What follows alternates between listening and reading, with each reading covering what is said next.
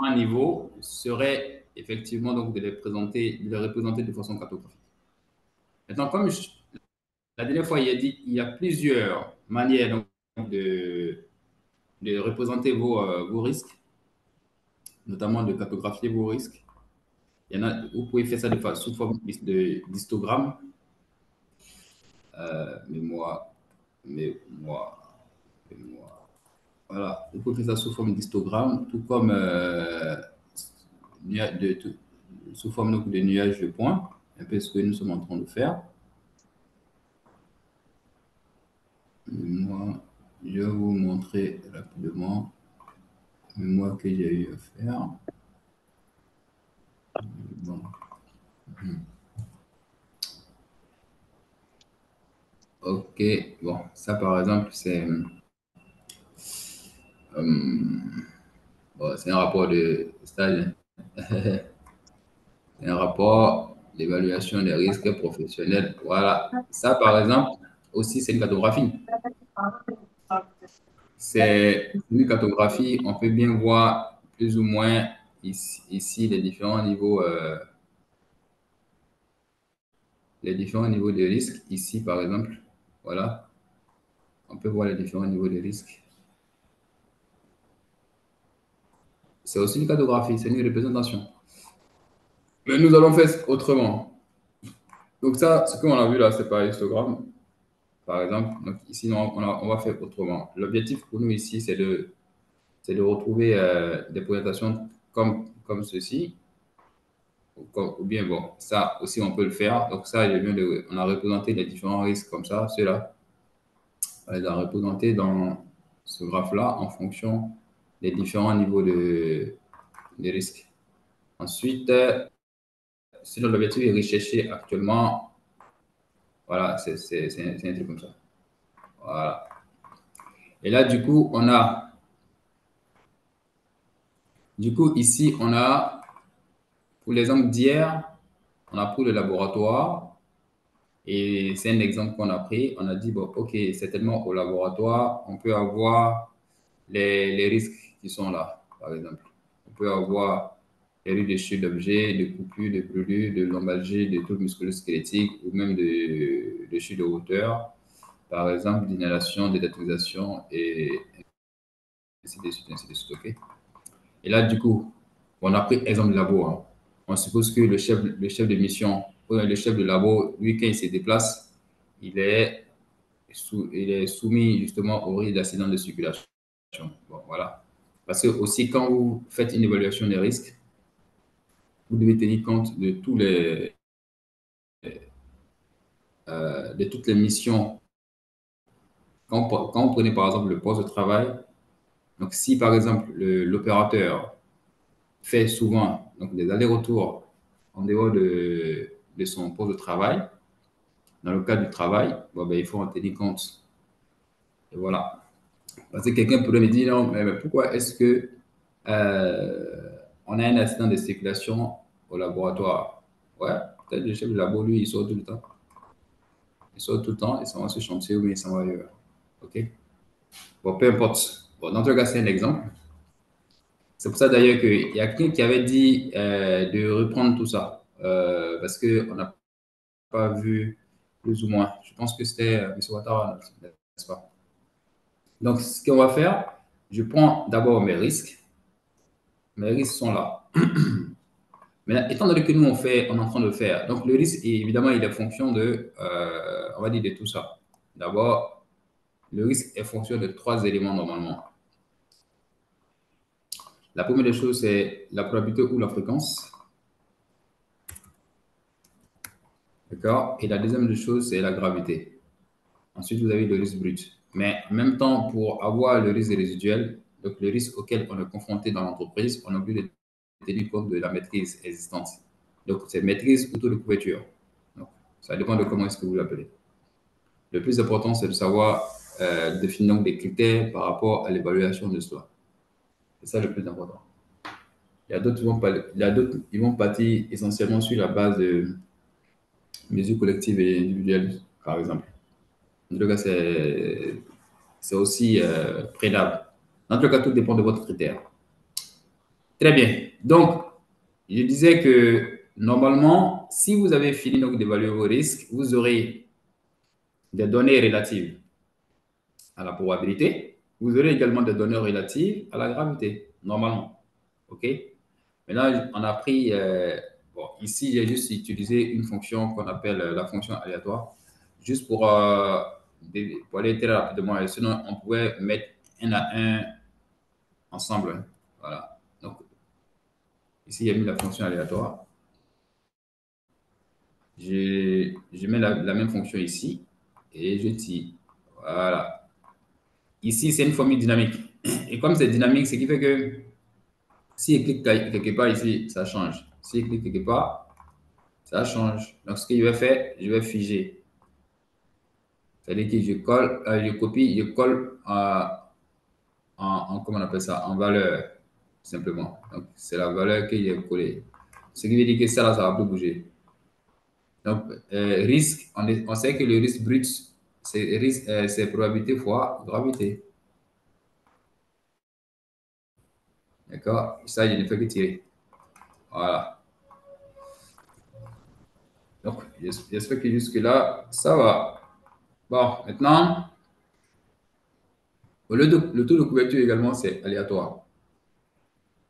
C'est aléatoire. Je peux prendre n'importe quoi, hein, parce que dans tous les cas, c'est aléatoire. C'est moi qui donne. Ouais. La formule de ça, là, il a mis la formule hier, ça n'a pas pris, non. C'est comme si il mettait. Dans tous les cas, ça varie entre trois valeurs. Attends, il va essayer pour moi. Alors, quatre valeurs, je pense. Il a fait la valeur. Allez, oh là là. Il a fait la valeur aléatoire là pour voir. Tac.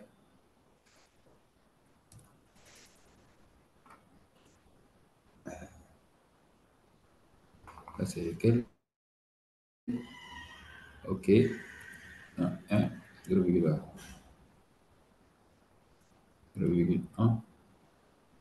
0,7. Et puis, on a 0,4. Et voici, ça prend. Pas pris. Dis quoi? Celui-là. Bon, il y a plein de bornage. Bon, bref, écoutez, ça prend pas. On va pas perdre le temps avec ça. Moi, je copie et puis je colle. C'est, c'est des trucs qu'on a mis comme ça. Je pouvais prendre n'importe quoi. Maintenant, le risque résiduel, ce n'est rien d'autre que le taux de couverture. Donc, le taux de couverture multiplié par le risque brut, normalement. Vous avez vu ce qui s'est passé ici. Parce que s'il n'y a aucune couverture ou il n'y a aucune maîtrise existante, automatiquement, ça veut dire que le risque brut est égal au risque résiduel. D'accord? Parce que justement, quand c'est aucune, c'est un. Un peu comme on a vu, un peu comme on l'a vu dans notre. J'espère que tout le monde se rappelle de ça. Il a sorti ça.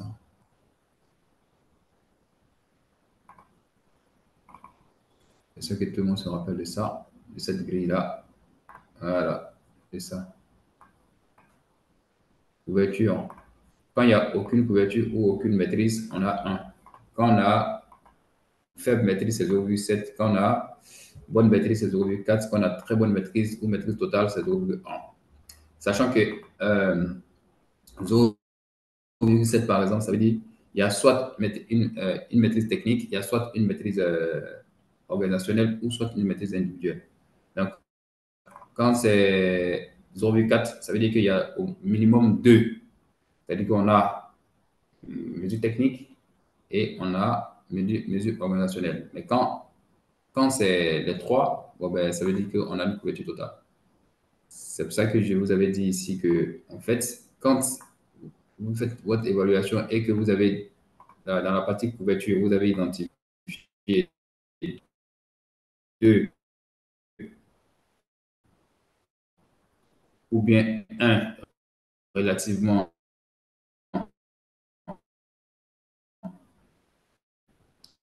au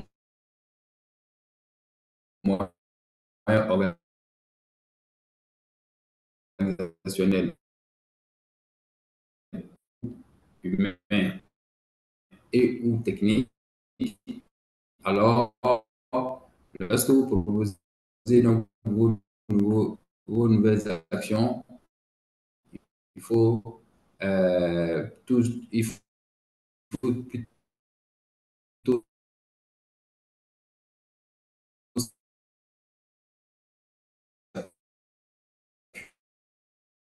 appuyer sur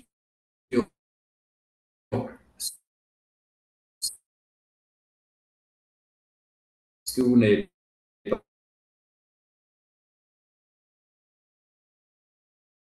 pas identifié,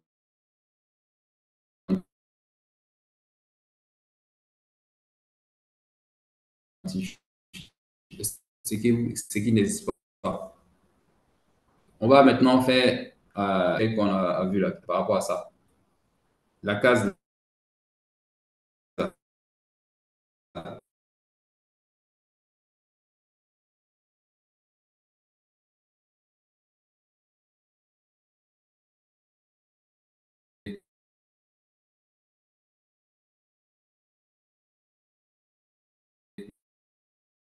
je vois.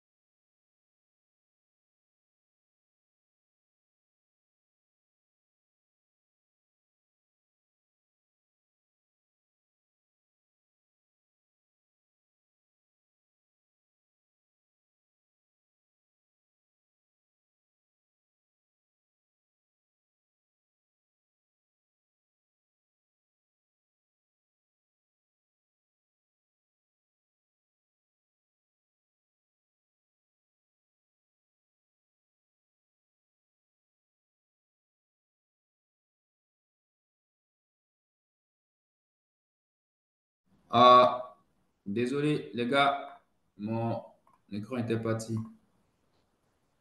Enfin, ou du moins ma connexion.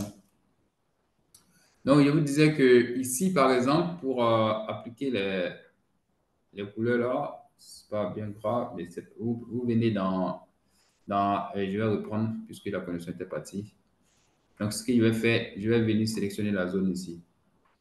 C'est-à-dire, déjà, en ce qui concerne le risque brut, parce que c'est ça qui m'intéresse, le risque. Donc, je viens ici, j'ajoute une nouvelle règle.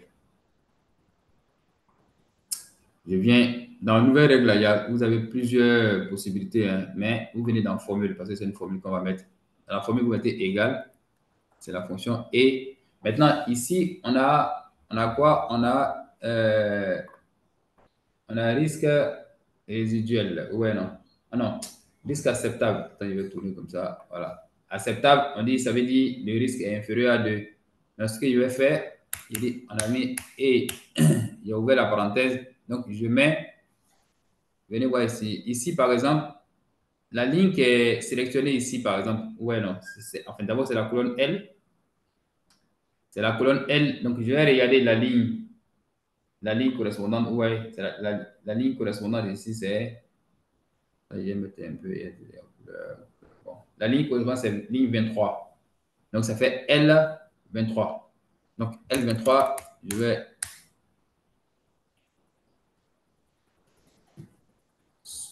Soit, je peux aussi figer. Je peux aussi figer pour appliquer la formule pour tout, mais ça va être compliqué. Mais soit vous pouvez sélectionner tel que j'ai fait là, par exemple. Maintenant, ou soit vous pouvez l'écrire, hein. Voilà, vous avez les deux. Maintenant, ici, on dit, quand le risque il est inférieur à 2. Donc, j'ouvre ma parenthèse, inférieur ou égal à 2. Voilà, c'est tout, je ferme. Oh là là, il n'est pas fini. Il n'est pas fini. Voilà. Une fois que la formule est déjà, vous avez déjà intégré la formule, vous venez ici maintenant, vous voulez que ça se présente sous quelle forme, ou bien quelle couleur, vous venez remplissage. On a dit ça correspond à la couleur verte. Donc, vous sélectionnez la couleur verte. Normalement, quand vous prenez ça, appliquez, voilà. C'est quoi cette histoire? Ah, il a figé ça. Il va enlever figé là. Elle, voilà. Je ne sais pas si vous avez vu, mais la formule, c'est celle-là. Tac. Je gère, puisque j'ai déjà mis la règle, j'ai cliqué sur gérer les règles. J'ai mis égal à et L23 inférieur ou égal à 2. Donc, automatiquement, il me prend ça. Donc, tous mes risques qui sont inférieurs ou égal à 2, là, lui, il prend ça automatiquement. Et puis, il les met en couleur verte telle que je l'ai demandé. Et comme il y a jusqu'à 4 couleurs, donc je vais répéter la même chose. Donc je viens ici. euh, non, ça, il peut fermer déjà. Et puis, je crée encore une nouvelle règle. Je viens dans la formule. Ici, je vais entrer exactement la même formule qui est ici. On dit 2, donc c'est L, toujours L23. Et cette fois-ci, on dit il est supérieur à 2. Donc, supérieur à 2, strictement supérieur à 2. Et puis aussi, le même L23 également, il est comment? Il est inférieur ou égal. Donc, non, il est inférieur ou égal à 4. Très bien. Maintenant, je vais choisir le format que je souhaite. On dit c'est un jeu, c'est couleur jaune. Voilà. Je fais comme ça. Je peux appliquer. Il va prendre. Il ajoute encore une nouvelle règle pour la couleur orange là. Donc, ça, c'est et par exemple. Et puis, j'écris exactement ce qui est là. On dit toujours le même L23 inférieur. Non, cette fois-ci, il est supérieur, strictement supérieur à 4. Et il est inférieur ou égal à 9. Voilà, très bien.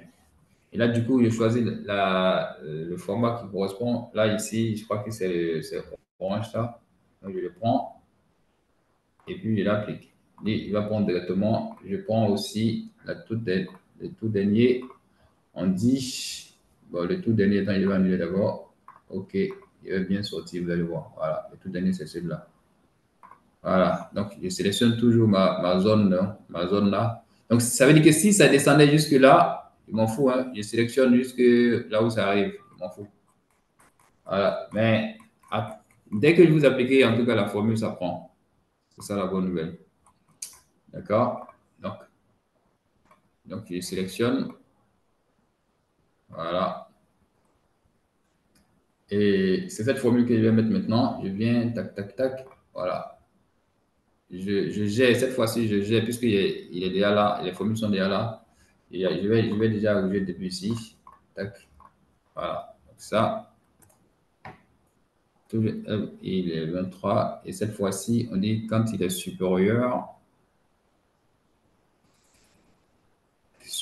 à 9. Voilà, supérieur à 9, tout simplement. Je vais maintenant le mettre en couleur rouge, uniforme. Très bien. Tac, voilà. Oh là là, lui là, il n'est pas sélectionné. Bon, bon, bon. Attends, voir si ça va prendre. On n'a pas pris. Oui, pas sélectionné.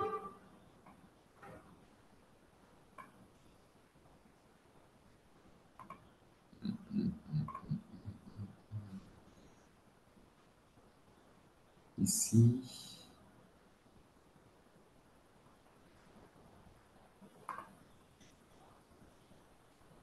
Ah, ok. Donc, 23. 23.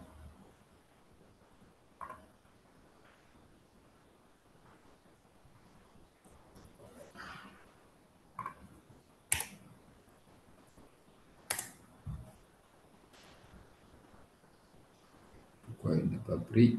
Tac, tac.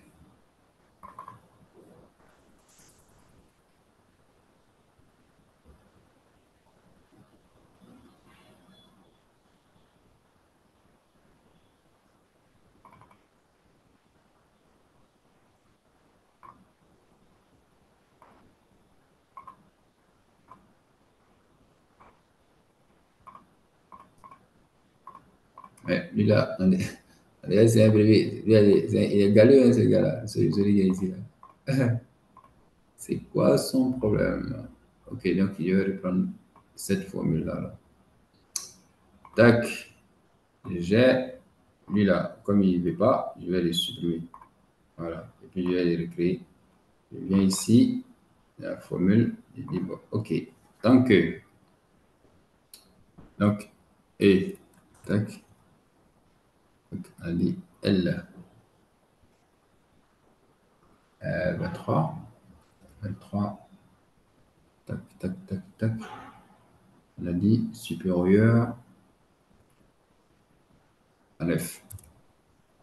Et on lui a dit, quand c'est comme ça, vous prenez ceci, cela. Tac. On va voir. Voilà. Donc, voilà nos risques qui sont représentés. Donc, ça, c'est ce qu'on a fait hier. Bon, après, c'est différent parce que ce sont des trucs qui sont aléatoires. Il n'y a pas de souci. Donc, voilà ce qu'on a fait aujourd'hui. J'espère que tout le monde a suivi. Ici, normalement, si vous prenez et puis vous appliquez ici, normalement, ça devait pouvoir calculer directement puisque la formule fait partie. C'est comme si j'ai juste recopié la formule par rapport à cette colonne-là. Donc, automatiquement, il me prend ça fois ça. Donc, ça, c'est le risque brut. Il a appliqué la formule, il prend. Donc, en fait, ça, ce sont les risques résiduels. Ce sont les risques résiduels après avoir appliqué les mesures ici. OK, donc on va maintenant faire la représentation. Et quand il dit les mesures, ça, c'est les mesures existantes. Hein. Voilà, c'est les mesures existantes. Donc, après la mise en place de nouvelles mesures, le risque résiduel peut se retrouver dans la zone verte. D'accord. Ben jusque-là, ça va, j'espère. Maintenant, posez la question maintenant, hein, parce qu'après, il y a quelqu'un qui va me dire, il faut reprendre. Maintenant, comment ça se fait maintenant? On va insérer maintenant des nuages de points ici. Voilà. Ouais, non, ce sont des nuages de points. Donc, c'est dans cette zone-là qu'on va placer nos risques là, ici. On va les mettre dans une carte ici. OK? Maintenant, donc, une fois que ça c'est fait, vous sélectionnez dans la zone, voilà, mais sélectionnez dans la zone, vous venez dans création de graphe, ici, vous sélectionnez les données. Bon, on dit nom du graphe, bon, écoutez, nom du graphe, on a dit quoi? C'est cartographie des risques, voilà, et tout et n'importe quoi. Ensuite, on va ajouter, ici c'est ici c'est probabilité, non, non, je mets par exemple probabilité. OK? Probabilité, je prends ici, par exemple. Oh là là, ça c'est le nom. Voilà, donc je viens ici. Là, c'est probabilité ici. Je décide de le mettre, par exemple. Mais c'est quoi cette histoire? Ah non. Cartographie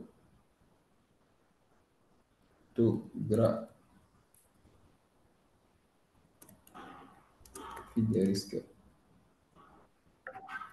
Voilà. Maintenant, ici, je décide par exemple de mettre la probabilité en abscisse comme en ordonnée. Mais on s'en fout, hein, que ce soit en abscisse ou en ordonnée. Sincèrement, on s'en fout pas mal, OK? Donc, votre probabilité, que ce soit, dans tous les cas, ce sont des probabilités qui ont les mêmes entrées. Le plus important, c'est pas ça. Donc, je viens ici, par exemple, je peux dire, bon, OK, ma probabilité, je le mets, ou mais bon, je le mets en abscisse, par exemple. Donc, je sélectionne ça, je le mets en abscisse. Oh là là, il est où là? Oh là là, voilà, modifier, voilà. Donc, il n'est pas encore fini, hein. Donc, il est parti, ce gars-là. Maintenant, je sélectionne également, pour la gravité, je mets ça en ordonnée. Ouais, non, on dit abscisse X, abscisse Y. Bon, ça, vraiment, on s'en fout. Que ce soit, que l'un soit ici ou l'autre soit là-bas, on s'en fout. Voilà, donc, il y a déjà ajouté maintenant de mes données. comme ça. Et normalement, c'est comme si c'est vos risques là qui sont déjà ici, comme ça, tel que c'est là. Vos risques sont déjà là, comme ça, tous ces risques-là. Mais il faut dire que comme il y a des valeurs qui sont similaires, ce qui fait que, par exemple, ici, par exemple, il y a plusieurs dedans. Bon, après, on va voir. Très bien. Donc, je sélectionne tous ces machins-là. Voilà. Je sélectionne pas. Il est sélectionné. Je vais venir quelque part ici au niveau des données, étiquette de données. L'étiquette de données, il est où même? Il vient dans option. Voilà. Dans option ici, par exemple, oh là là, il est battu où? C'est ça, non? Il est où là? Option. Ah, bon, attends, il va répondre ça. Étiquette de données,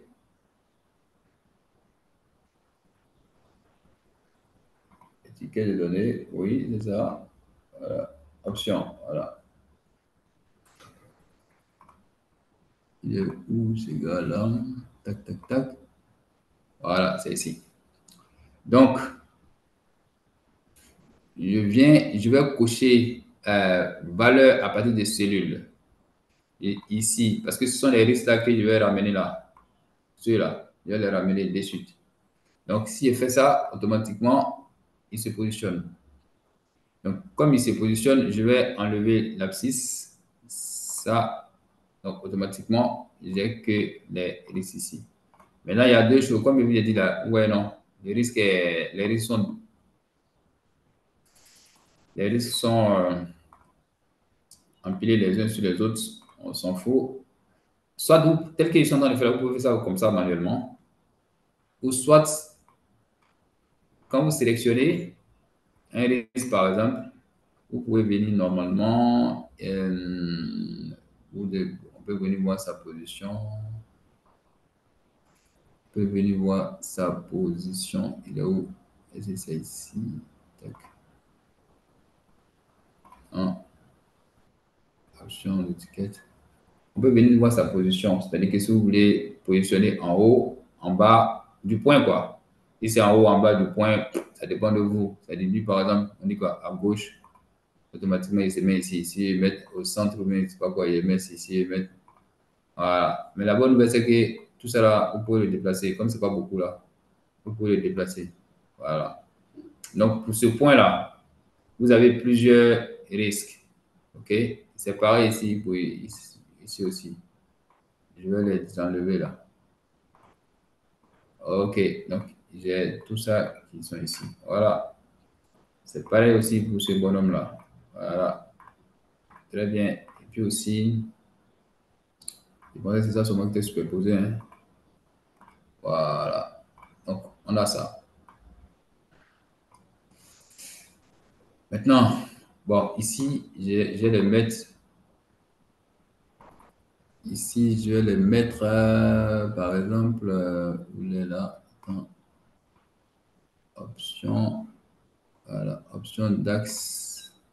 Ici, ça quitte de 0, 0,5, tout ça, là. Ça ne me plaît pas. Parce que moi, mais dans ma grille là-bas, c'est de 1, 2, 3 jusqu'à 4. OK? Donc, je viens. Ma graduation, je vais mettre par exemple à. Bon, je le mets par exemple à 4, puisque c'est le maximum. Et ouais, là, je peux laisser 0, il n'y a pas de problème. Et puis la gradation principale, je mets aussi à 1. Et puis aussi, je mets à 1. Voilà.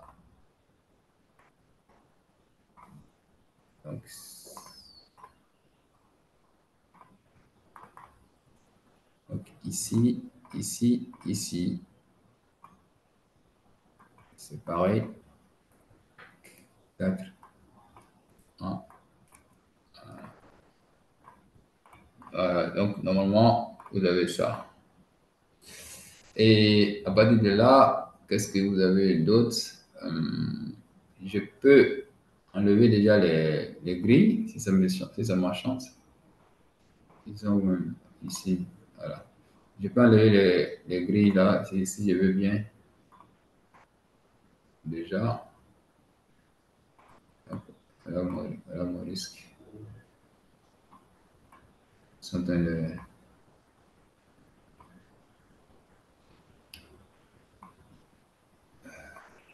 Donc, en gros, maintenant, ce que, maintenant, ce qu'il peut faire aussi, là, je vais ajouter, par exemple, les axes tels qu'on en a vu là. Donc, je pense que ça, c'est le titre des axes. Voilà.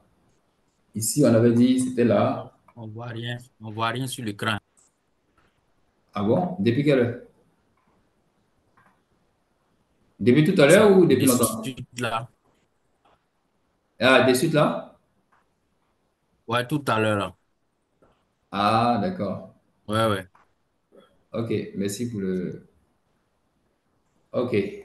Bon, je disais qu'il ajoute les étiquettes de. Enfin, disons les titres de graphes. Ici, on avait dit que c'était la probabilité. Probabilité. Voilà. Ensuite, ici, on avait dit que on a peut-être, je crois que c'est gravité, non? Oui, qu'est-ce qu'il avait dit? Non, plutôt, plutôt probabilité en abscisse ici. Proba.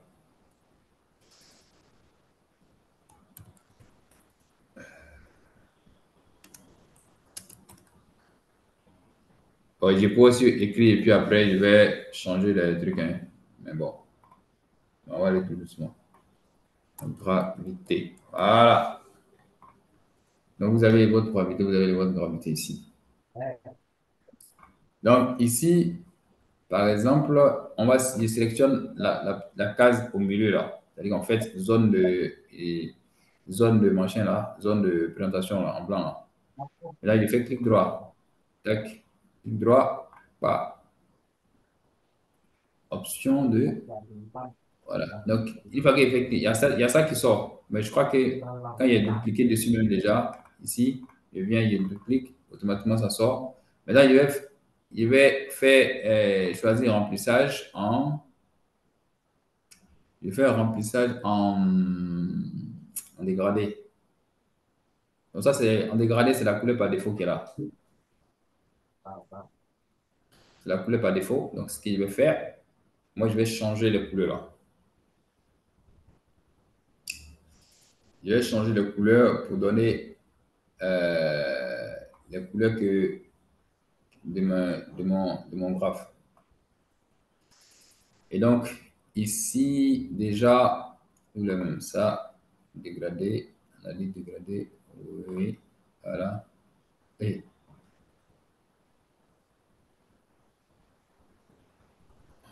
bon, c'est pas de lui là que je parlais là. Attends, lui là, je vais le mettre en couleur unique. Donc, quelle couleur? Je m'en fous. Voilà. Mais c'est pas de lui qu'on en a besoin. On a besoin de ce qui est au milieu ici. Mais lui là, est-ce qu'il peut le semblant? Voilà. Ok, lui, il le prend. Donc, on a déjà dit qu'on a choisi l'option. Ici, il y a le cadre qui est au milieu ici là. C'est là-bas on a choisi l'option remplissage dégradé. Donc, ici, on va venir, donc, point dégradé, on va venir ici. On sélectionne celui-là, le premier là, par exemple, et tac, on dit, nous, on a dit que la première couleur, c'était la couleur verte. J'ai choisi vert. Après, la deuxième couleur, j'ai choisi, c'est jaune. Après, la troisième couleur, je crois que c'est là ça, orange là. Et la quatrième couleur ici, c'est rouge. Déjà, on a ça. Maintenant, mes risques, ça ne se présente pas comme ça. Mes risques se présentent plutôt en diagonale. Donc, je vais venir ici, les orientations, je vais les présenter déjà sortes, déjà, commencer. Donc, normalement,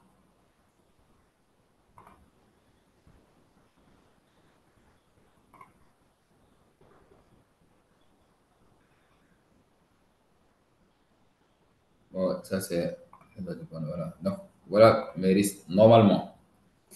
Maintenant, ce qui se passe, c'est que je suis obligé de regarder quelque chose ici. Non, ça, je viens. Ça, c'est d'abord le risque brut, hein. On n'est pas encore au risque résiduel. Mais ça sera le même scénario pour faire le risque résiduel. Maintenant, déjà, de façon automatique, on voit déjà que certains risques se trouvent à des... Voilà. Donc, ici, ça se voit ici déjà. Par rapport à ce qu'on a vu, on a vu que tous les TMS, non, depuis ici, donc brûlure, TMS, tout ça était important. Le voici ici. Était important. Donc, il se retrouve déjà dans ces... quelque part ici, dans le rouge ici déjà. On a dit aussi que ceux-ci se retrouvaient dans le orange. D'accord? Ici, c'est quoi? C'est depuis coupure et tout ça. Donc, ouais, non. Il est ici. Voilà. Donc, ce qui va se passer, nous, on va aller travailler dessus parce qu'on n'est pas satisfait de ça. Donc, qu'est-ce qu'on va faire? On fait toujours clic droit et puis on va nuancer maintenant. Donc, ici, voilà. Quels sont les risques qui sont dans le vert, par exemple? On a jusqu'à accident de circulation, c'est dans le vert. Accident de circulation, c'est dans le vert. Voilà, déjà, ça, il est dans le vert. Il est, voilà. Ça devient vraiment des jeux de trucs, quoi. Après, vous pouvez partir directement aussi à mettre des différents pourcentages aussi, hein, ça, c'est possible. Amusez-vous à faire le truc ici. Maintenant, donc ça y est, ça. Accident, c'est vrai qu'il est un peu dans le jaune, non, mais je vais l'envoyer, il est un peu dans à la limite de d'avant, là, je vais le balancer. Voilà, par exemple. Ensuite, qu'est-ce qui se passe? J'ai de coupure, tout ça, coupure jusqu'à chute d'objet. Coupure, chute d'objet, coupure jusqu'à chute d'objet. Tout cela sont dans orange. Non, ça. Donc, c'est chute de hauteur et puis chute de plein pied qui sont dans le jaune. Voilà. Donc, vous allez. Non, voilà.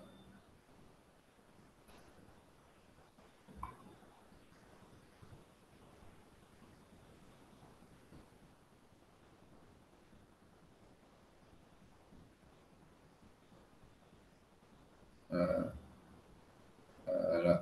Voilà. Donc, lui là et lui là, ils sont déjà dans le jaune. Maintenant, on va voir quels sont ceux-là qui sont dans le orange. Euh, tout le reste, à part quoi, ceux qui sont ici. Donc, ce que je vais faire, je fais, non, je fais comme ça. Voilà.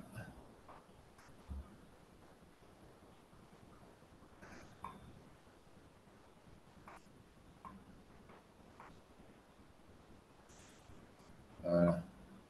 Bon, ça, vous devez vous amuser à ça, hein. Dans tous les cas, après, je pense que c'est bon. On a potentiellement, en fonction de la progression, donc les différents emplacements donc, des risques dans votre graphe. Et normalement, ces risques-là, par exemple, vous avez aussi la possibilité, donc, comme je disais tantôt, de les représenter comme ça. Ça va dépendre de quelle forme. Voilà. Vous avez aussi la possibilité donc, de les représenter comme ça, directement dans les différentes zones. Tac, tac, tac.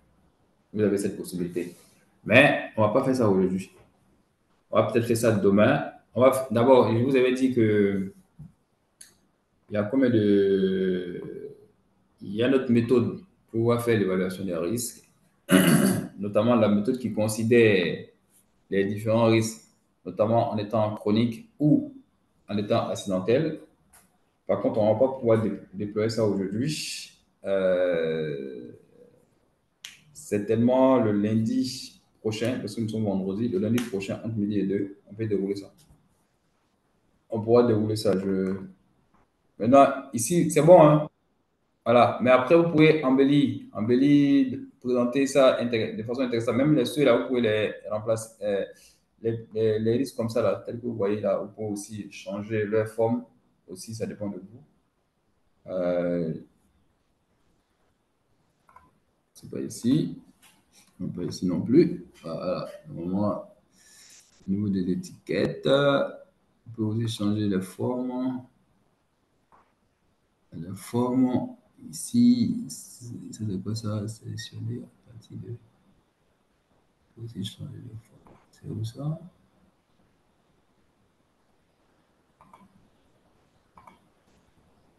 Non, non, non, non. Voilà, non, il y a ça à laisser. Voilà. Vous les sélectionnez, vous venez dans Marque, vous venez dans Option de marque. Vous avez prédéfini, vous pouvez changer, par exemple, donner cette forme-là. Je viens et je peux augmenter la taille aussi. Je peux aussi changer, je crois, la couleur là. Donc voilà. Et puis la couleur et le contour, je mets aucun. Ok, voilà. Donc voilà vos risques aussi. Bon, ça, c'est vraiment Eldorado maintenant. Donc, vous allez vous amuser à peut-être mieux faire. Mais vous voyez notamment la progression de vos risques. Plus le risque est dans le rouge, ça veut dire qu'il est il est important, tel que on peut le voir ici déjà. Donc, plus le risque il est ici, ça c'est les risques significatifs, donc inacceptable, ou intolérable si vous voulez, donc inacceptable. Et ça, c'est les risques modérés, et ça, c'est les risques acceptables. Donc, voilà un peu. Donc, aujourd'hui, j'ai vraiment un contretemps. Si on en avait commencé l'autre là, mais des contretemps. Donc, ce que je vais poser maintenant comme question, est-ce que vous avez des questions par rapport à ça? Ce on vient de voir. Est-ce que vous avez des questions?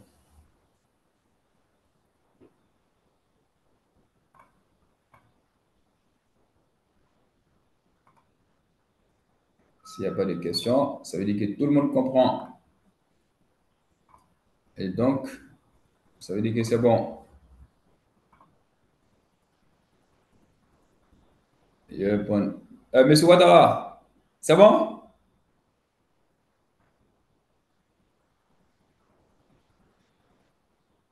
Il a pu mettre dessus. Monsieur Yo Eli, c'est bon? Est-ce que vous serez en mesure de faire une cartographie? Ça, c'est une cartographie telle que vous voyez comme ça. C'est une cartographie des risques comme ça. Ça représente donc vos risques, notamment sur un graphe en fonction de leur importance. Très bien. Donc, pas de questions. Donc, sur ce, je vous remercie et le lundi prochain, on entame avec une autre méthode donc d'évaluation des risques. À bientôt.